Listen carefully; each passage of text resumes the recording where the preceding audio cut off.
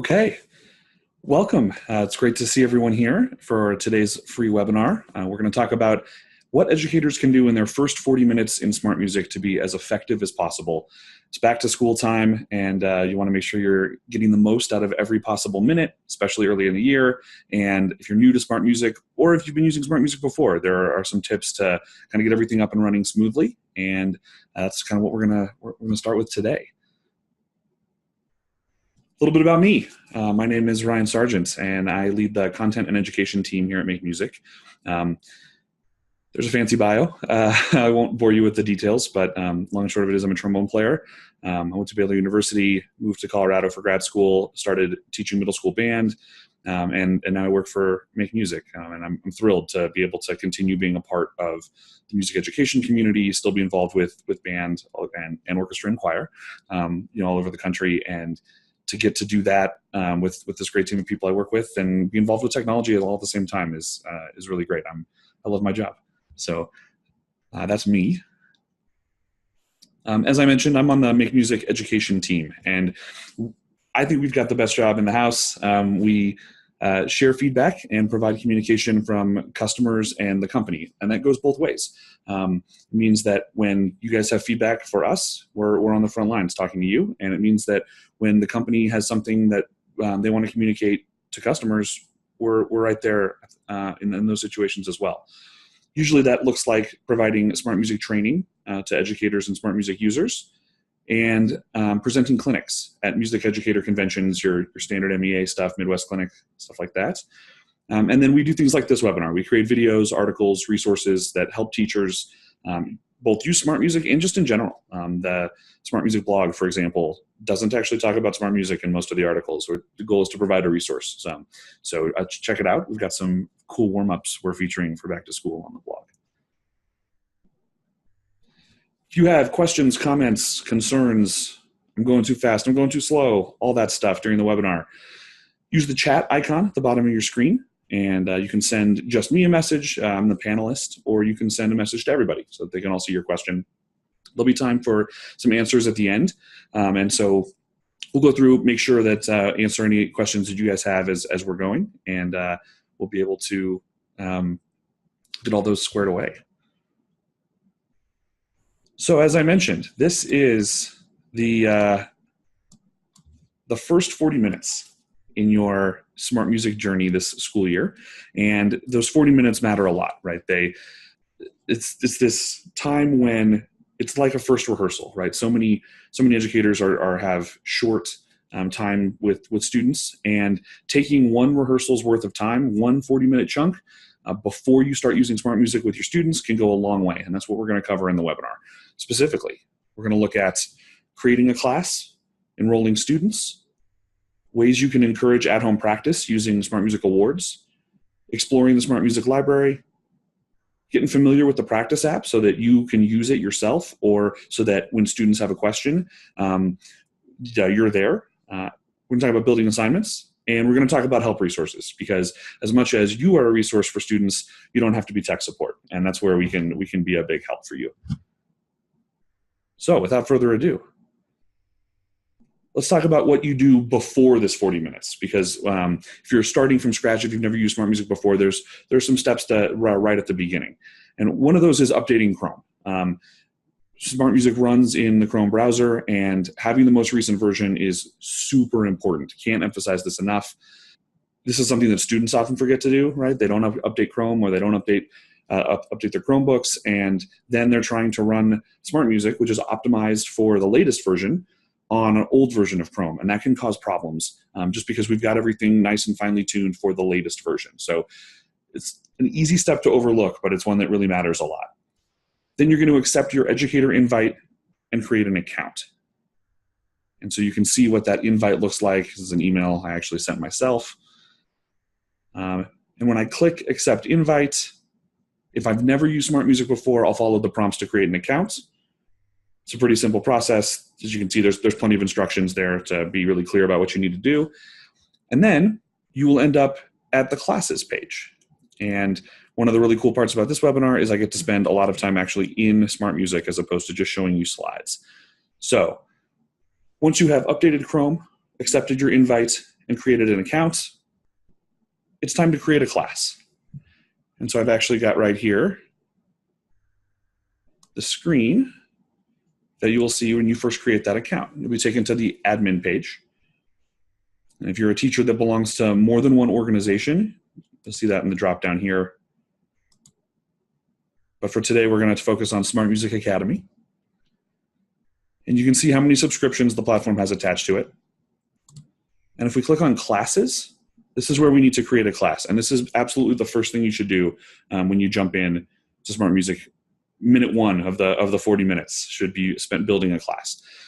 So many things in SmartMusic are focused around that class structure, whether it's sending assignments to students, grading those assignments, exporting your gradebook, figuring out how you want to handle in-class work versus the assignment work. It's all built around classes, and so starting with creating a class goes a long way. So we'll click on Create a Class. And then because I have paid student seats in this platform, I'll make it a standard class. We'll call this webinar class. And I don't like it when students call me by my first name. So I'll change that. And I will say that everyone has to join this class by September 1.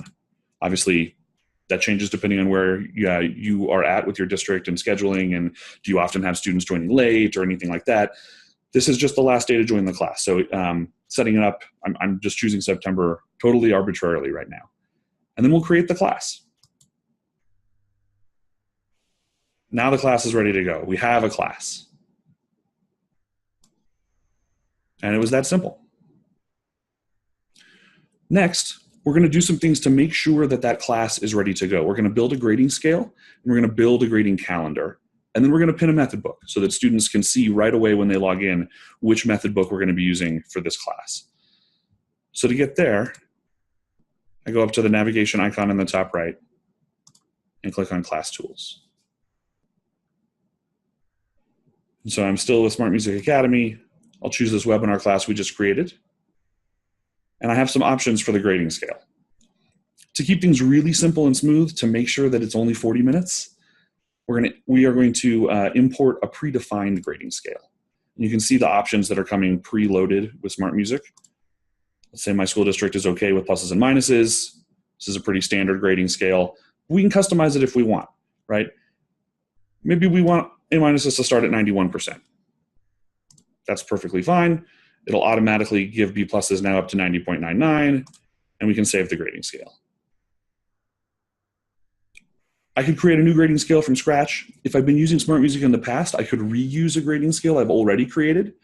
The predefined ones are just an easy way to get started very quickly so that you're not spending any more time than you need to on these logistics or admin tasks. Then we'll navigate up here with these tabs and go to Grading Calendar. I'm going to create a new grading calendar for this one. So we'll call this 2018-2019 school year. And then we'll build grading periods. So fall can start today and end in December. And then we'll use the little blue plus sign to add a spring grading period. Automatically starts the next day. And we'll have it run through June. And then we'll save it. And you can do anything you want here, right? You can build 6-week periods, 9-week periods, monthly grading periods, quarters versus semesters. You could even theoretically set up one class and one grading calendar for the fall and another class and grading calendar for the spring. So this one is just an example. There's lots of room here. And if you like the way this is set up, you can reuse it when you build another class. So the calendar stays with your profile, and it'll be something you continue to have access to. The other piece of logistical business is the method book. When you select a class method book, we call it pinning the method book because it puts it up on their student homepage so that they see it every time they log in. And that way they know this is the method book, and it's easy for them to access if they want to play an extra exercise, they want to go that extra mile. It's always right there. And so we can use the blue plus sign. And then all 90 plus method books are in here. So I will instead search for Sound Innovations. So that's the book I use. And we'll save it. And now students will see this method book and they'll know that it's what's going to be used for the class.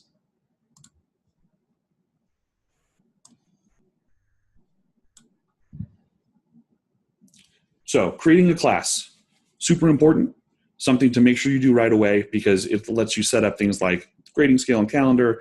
It's worth taking care of that quick admin task right away, the very first thing you do when you log into SmartMusic for the year. Of course, that class also needs students in it. So next we'll enroll students to make sure that kids that are supposed to be in the class are in the class. And for that, we'll go back to the admin page. We'll go back to the classes tab. And we'll go here. And we'll go to students. And so you can see right now there are 0 active students in the class. And the easiest way to get students enrolled is to send them an email using our template. It automatically puts the class code in here for you, gives you some predefined language, tells students which class they're about to join, who the teacher is. And I can just copy this whole thing either by selecting it or by clicking copy to clipboard and then paste it into an email. So it'll come from your email, from the school email. Everybody knows it's from you. And students will be able to enter this code and enroll. We even give them the URL so that everybody knows where to go to join the class. Once students have joined the class this way, you can confirm them. But you can also re-enroll students who have been in a class in the organization before. And this organization doesn't have students ready to go. So all of the students will need to be added before, the way that I showed you just a minute ago, using this email template. And again, as they enter this code, what will happen is they will show up on the classes page, and you'll be able to add them here when you go to students, and you'll be able to see these students and make sure that they're all confirmed and ready to go in the class. If you need help enrolling students, you can also click on How do I enroll students? So these are the first steps. These are the quick admin tasks you should handle right away. Once we've done that, we're going to start exploring the library, because the whole point of this was to get music in the hands of students. And so that'll be the next step, is getting the library going. You'll use the same process to find music in class as when you build an assignment. So you'll, whether you're pulling up something to play for students in class so they have a reference recording, or whether you're building them an assignment, exactly the same process. And to do this, we'll go to the Find Music page. Again, we get to find music by going here to the navigation icon and choosing Find Music. And you can explore using all of these tiles, using all of these options. There's categories, there's featured publishers. We feature some of the most recent things that we've put in, and some things, special stuff that we think you and students will enjoy up at the top. But you can also search for content. So searching for content is really easy. You can just go to the search bar. Let's say I want to see everything that Brian Balmage's, the composer, has in the SmartMusic library. So I just type in his name, and it all pops up. The great part about this is we can set up some filters. So we can filter the category. And for example, if we have band and orchestra, we can also see just string orchestra options versus concert band options. There's a genre filter, there's an instrument filter, and there's also a difficulty filter. If you're browsing, you can also see the difficulty with this little bubble over here. Kind of gives you a rough estimate based on the piece's pepper level of how difficult the piece will be. So that's how you explore the library. And then when you click on a piece, you'll get more information about it, and you can open it or assign it. So same process for finding the music, whether you're going to open it for the students in class or you're going to assign it to them so they can keep working on it. At this point, we could even start doing in-class activities. So we haven't even gotten through this whole setup process yet, barely gotten started, and we can already now start opening things for students to work on in class. So if we wanted to provide the reference recording, we'll pick an instrument. We'll pick flute 1. We'll open it.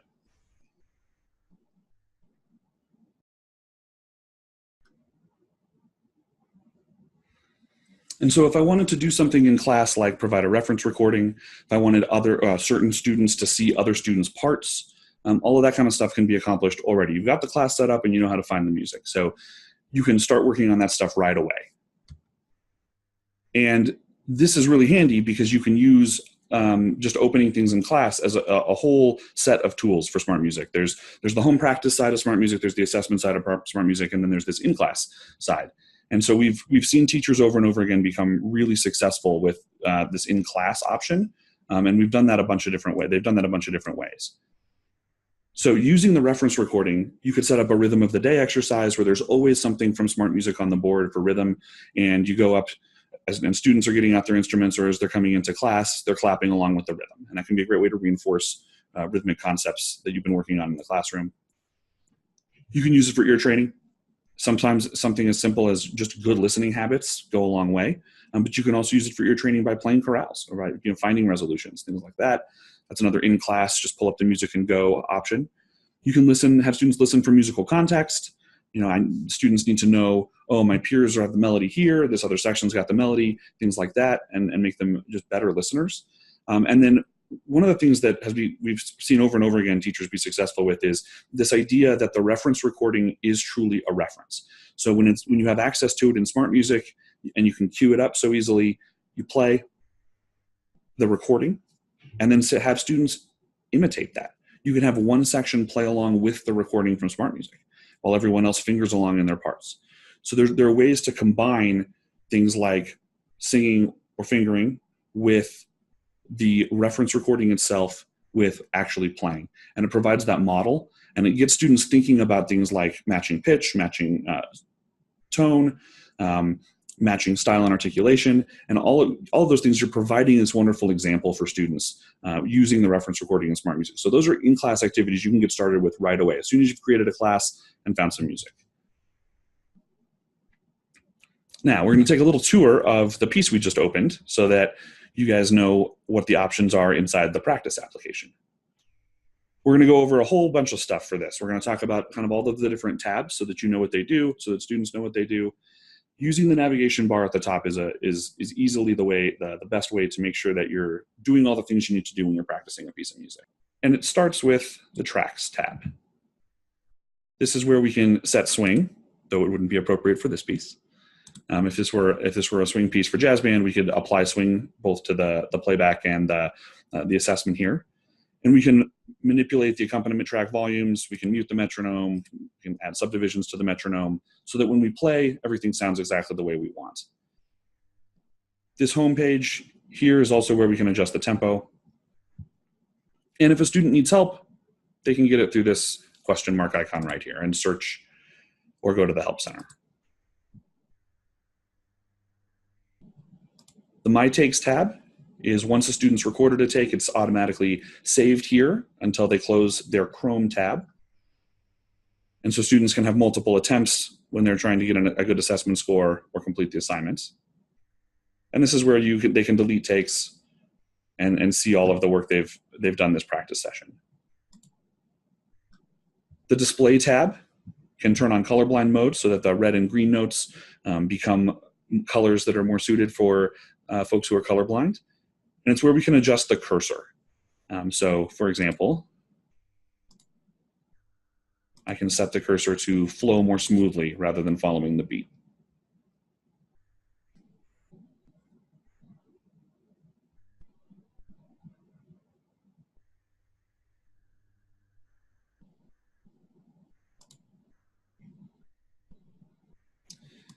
The Assessment tab allows you to actually turn off the assessment visibility. It'll always assess, but if students get discouraged if they see the red notes, or you want to make sure that they go all the way through the exercise rather than, oh, I got one red note, now I have to stop, which is a common thing for students. You can disable the visual here so that they can turn it on afterwards and see the results and then decide, oh, I need to practice this. This part sounded good. This is also where we turn on percussion mode. This will disable SmartMusic's pitch assessment. So obviously for our snare drummers, this is really important because assessing the pitch will result in them getting some red notes that they probably didn't deserve. So if you're doing a rhythm exercise where students are clapping, or if you're working on percussion parts, make sure that this is turned on. That's where you do that. It's also where students can access a tuner or recalibrate their microphone if they need to. The movement instrument tab, if this piece had more than one movement, if it was first suite or something, that's where we'd move around. Obviously, there's just the one option here for this piece.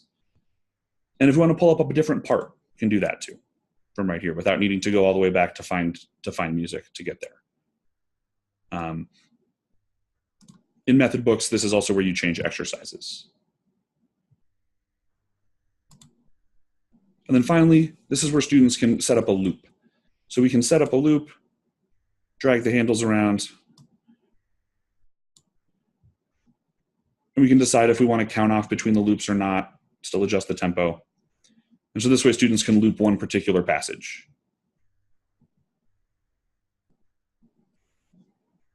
So that's kind of a brief tour of what you can accomplish in the practice app, kind of how students will navigate around.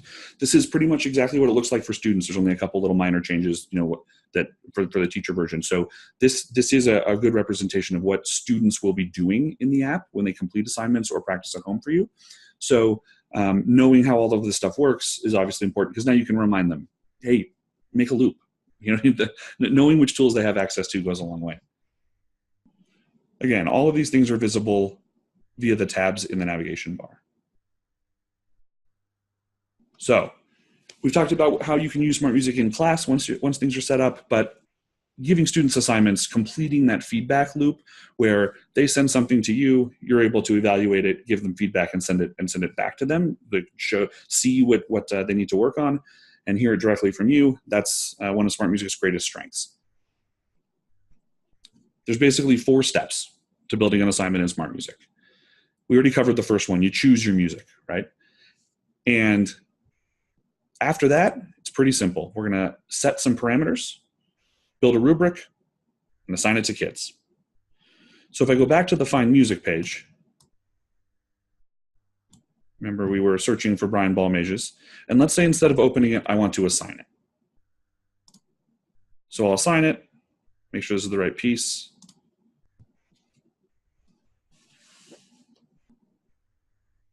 And this is where we set up the parameters for the assignment. So we can give it a different title.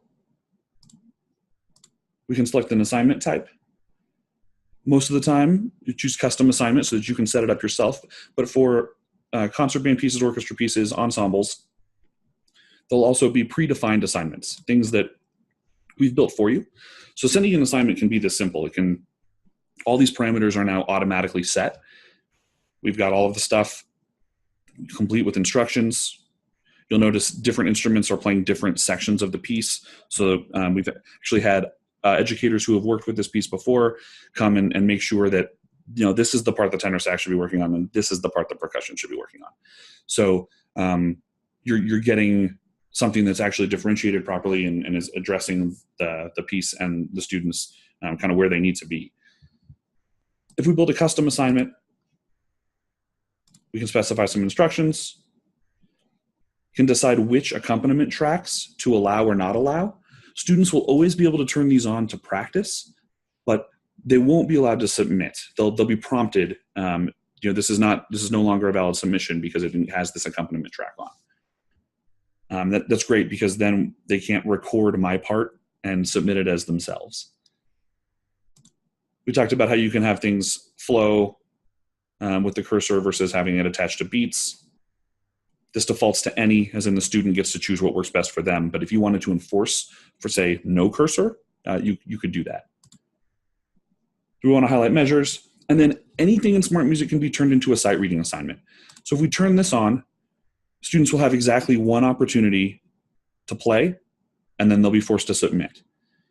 They'll get a study period for the sight reading, and then it'll automatically start counting off for their one take.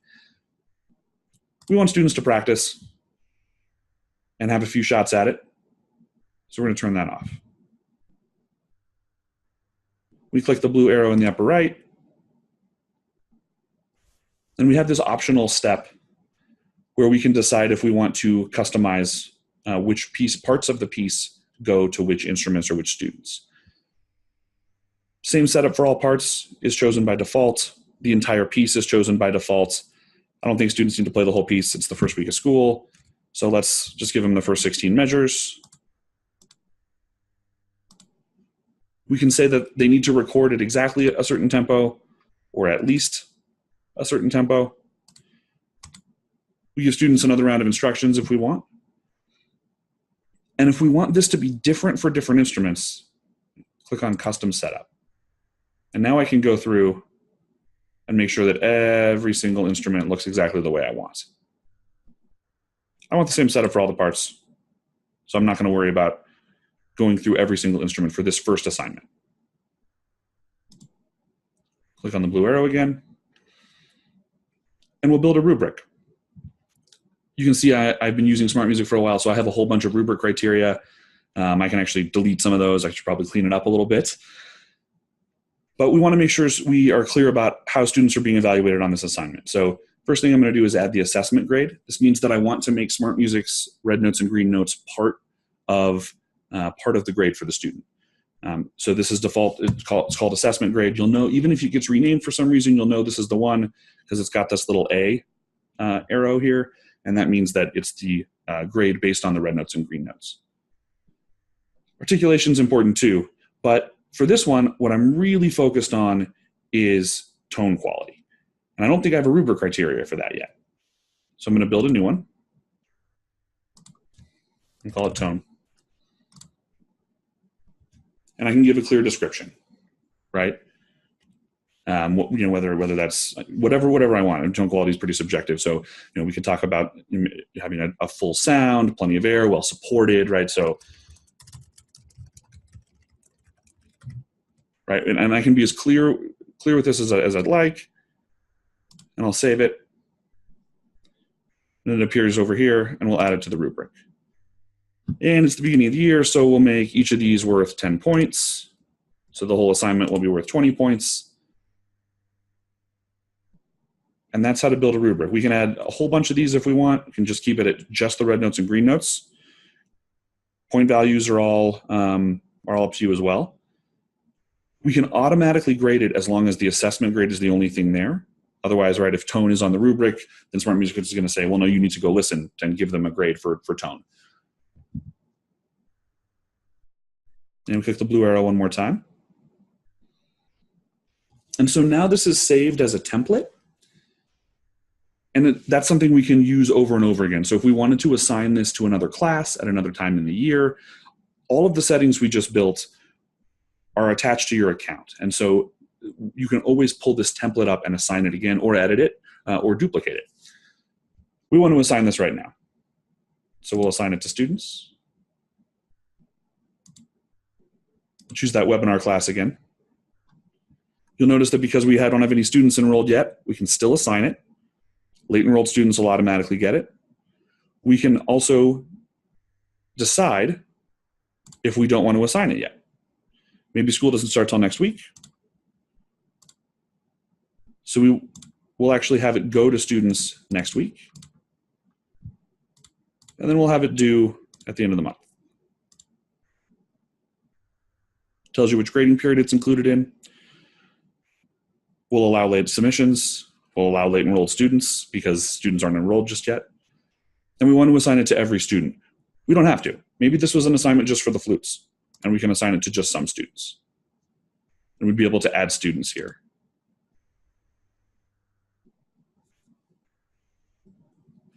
And that's it. The work's been assigned to the class. So building an assignment, again, has kind of those 4 basic steps. Choose the music, set the parameters, build a rubric, and assign it to the kids. And that's a rinse and repeat for as many assignments as you want to send. Some tips for your first SmartMusic assignments of the year.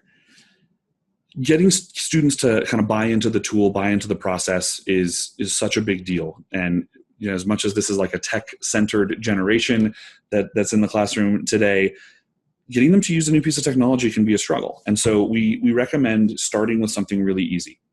Diving right in on the big, crazy Frank Ticheli piece that you're going to finally get around to trying this year is going to set students up to be frustrated with the tool when it's really that they're getting their feet under them still for the year. So starting with something very simple can help make sure that they feel confident using SmartMusic, and then you can progress pretty quickly to something that's more challenging or more applicable to the concert. One great option for that is to choose exercises, whether it's the fundamentals you do every day, a particular scale, something like that. Starting off with something really simple that is like baked into your curriculum that way can be something they feel really confident with. They do it every day, and now they're just going to do it in SmartMusic. We kind of just built another good first assignment. We did the first 16 bars of a piece for the concert. We kept it to just the first 16 bars. We made a pretty simple rubric. Didn't need to be anything fancy or complicated. Didn't ask them to sight read an entire piece, right? Another tip that we've heard over and over again from teachers is establishing a clear cadence for the assignments can be really helpful in getting students to buy in and really be successful with the product. So saying, look, we're always going to have an assignment that starts on Monday. It's always going to come out on Monday. It's always due on Friday. I'll accept it late until the following Monday. And making that the pattern and being really clear about that, there's one assignment a week. It fills up the grade book. It gives you all the formative assessment that you need to show to parents and administrators. And it keeps that consistency for kids, right? And kids thrive with consistency. Another thing you can do is actually build an entire unit. And so to build a unit, we'll go to the Units tab. And again, because those assignment templates stay with your account, all the assignment templates I've ever built are all right here, ready to go. So I can click this blue plus sign to create a unit, and I'll call this 2018 Introduction. Save it. And then I just have to go choose assignment templates that I want on there. So let's choose a couple of these exercises that I already had templates for. You'll see they get added to the unit. And this is the order that they'll appear in my gradebook. Then we can assign all of these things to a student at once. So that last step that we went through when we were assigning a piece to students a few minutes ago now happens all at once. All three of these will be assigned together. And that can be really helpful, especially when you want to break up a piece you're learning into manageable chunks and go from there. We'll click Assign Unit, choose a class, and you can see this looks exactly like we were doing a second ago. Late enroll students will automatically receive it. I can choose when it's due. I can assign it now or in the future. I can assign to some students. Exactly the same, but it's applying to all three of these exercises, not just the one piece. So it's some time saver there. It's a great way to make use of a lot of time. And being able to schedule it for the future makes a big deal too, because you can now say, well, we're not going to start working on this piece for another 3 weeks, but I'm going to build all of the assignments I want for all of the kids, put them all in a unit and assign them so that they appear in the students' to-do list in their pending assignments deck later. Students won't get flipped out that we're going to have an assignment for a piece I haven't even passed out yet, and the work's done for you. So assigning a unit of exercises can also be really helpful because it gets students to practice using SmartMusic on something that's easy and comfortable for them.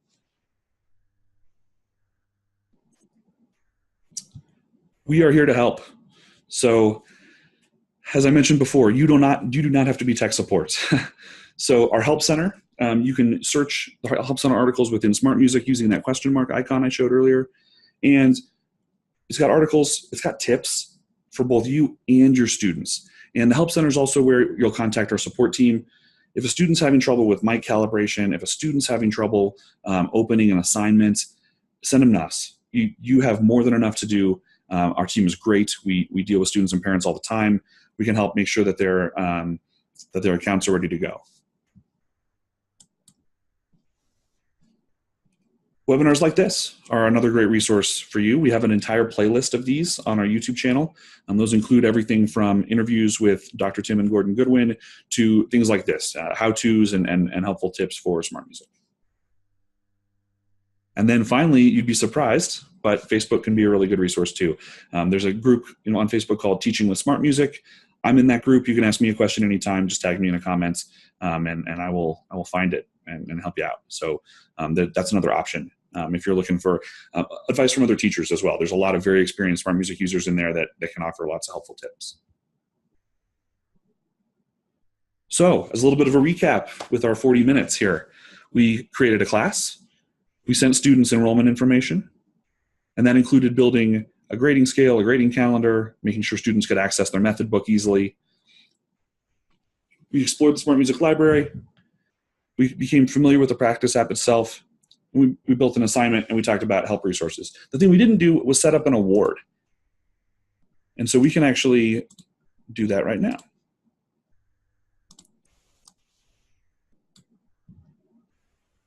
So here in the class tools page that I got to with the navigation icon, you can select a class. Same place we built the grading scale and calendar. We can set up awards. So we've got these 3 badges that students can earn based on how much and how regularly they practice. And this goes into the analytics tool that you can explore as well. So let's say we want to turn on discipline. So we check the box. And so students can earn this badge by making sure that they play at least 10 minutes a day. Or excuse me, 10 minutes over the past one day. So if they play 10 minutes a day, they get the badge, right? And there's lots of customization options there, right? I can set it to weeks or months. I can say times, so that's the number of times they hit play or record in a piece that was assigned. The minutes means that there was that much time where the music was playing or recording. So it doesn't count time that they were just sitting there staring at the page. It doesn't count the time that the horn was coming out of the case.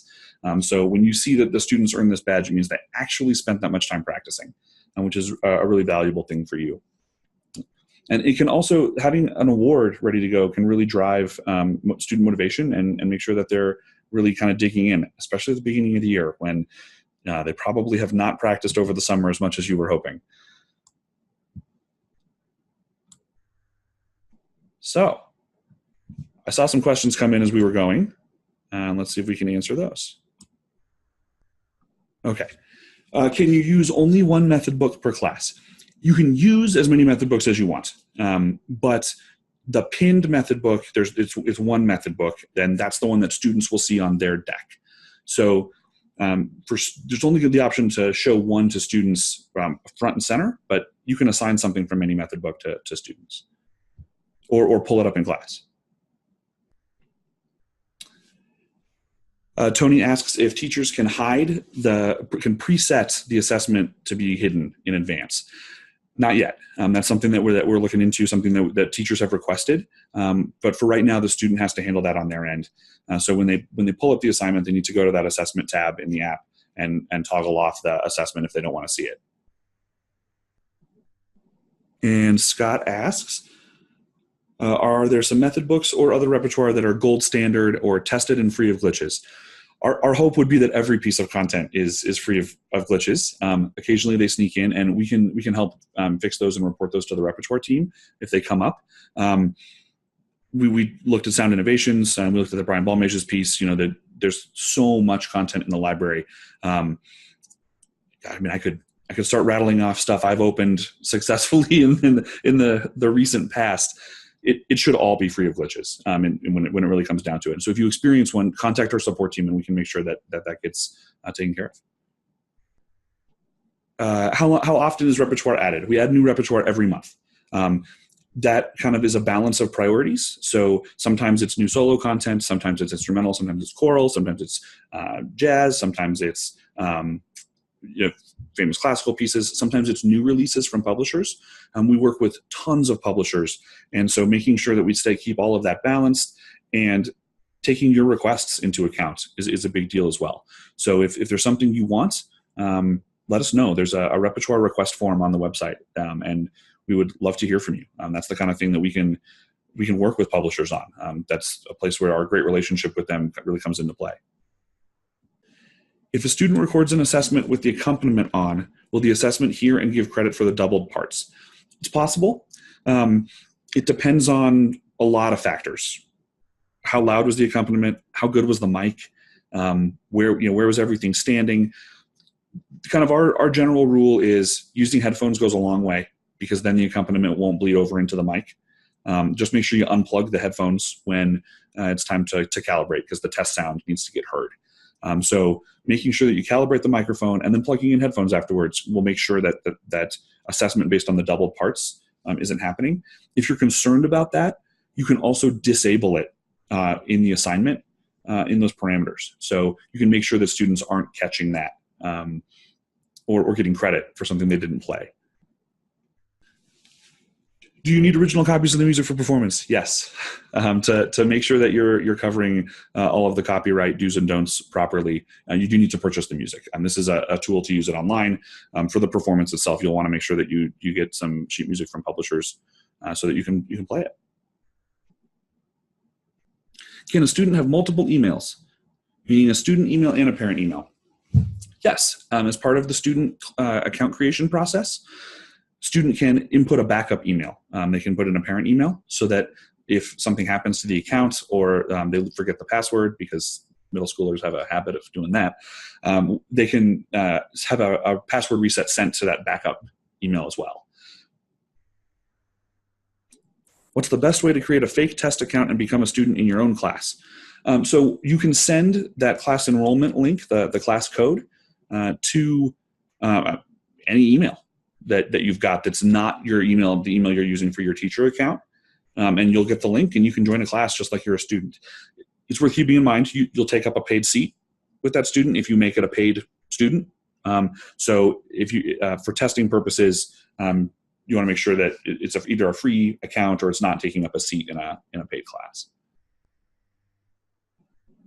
So we got another question about vocal solo collections that were in Classic. So the way that the reason some of the vocals, solos and solos in general didn't make the move over to the new platform is that they didn't have music on screen in Classic. And so in new, they need to have the music on screen. And that means that we needed to talk to some publishers to get permission in some cases. And we needed to get the music in some cases. So moving through that process takes some time. We're working through solos in the order that they were opened. So the thing that got opened tons is the first thing we put in that fell into kind of that category of not having music on screen before. And so we're working down the list. Our plan is to make sure that all of it happens eventually. We don't have any plans to just cut something that was in the library before. And being able to work down the list in that way means we're getting to it, I promise. And over the past year, the repertoire team's put in nearly 1,000 solos. So this is something that we've been diligently working on, and like I said, it does happen every month. So more often than not, lately there's a solo or three that end up as part of that. If you submitted a request for that a long time ago, and it's not yet made the move, it doesn't mean it's not on our radar, or that we don't know that this is something the teachers were using in Classic. Can you print out parts from the method books? No, you can't print music from SmartMusic. One of the stipulations in our agreement with publishers that we make sure that this stays as a virtual tool online in the browser. Any recommendations for mic setup? We have success here in the office with the USB mics. Actually, I still use the mic from Classic with new because it works and it's handy.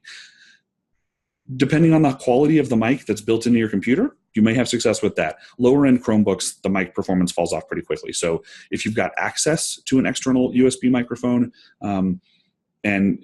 students are trying to struggle along with a built-in mic on a Chromebook that's not great, the external mic can be a big help as well.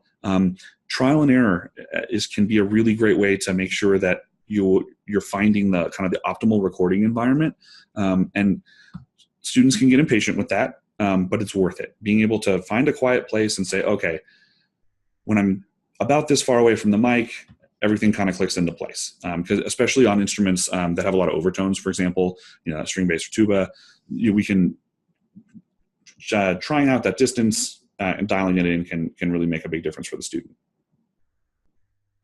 If you've got a small program or a program with large differences in ability, you can absolutely put students in more than one class. And if a student only takes up a paid seat at their highest level of access. So if a student is in a standard access class to access music for the concert, and then they're also in a free class to access the free SmartMusic exercises, that's totally easy to do. You'll just send them the code for the other class. and they'll follow the link and they'll join that class as well. Is there a plan to input scores for pieces? Not yet. Projecting the score instead of one part is something that we know teachers do, and that is super useful. And so as we kind of explore options for that, and again, there would be some permission there from publishers. We want to make sure to cover that with them.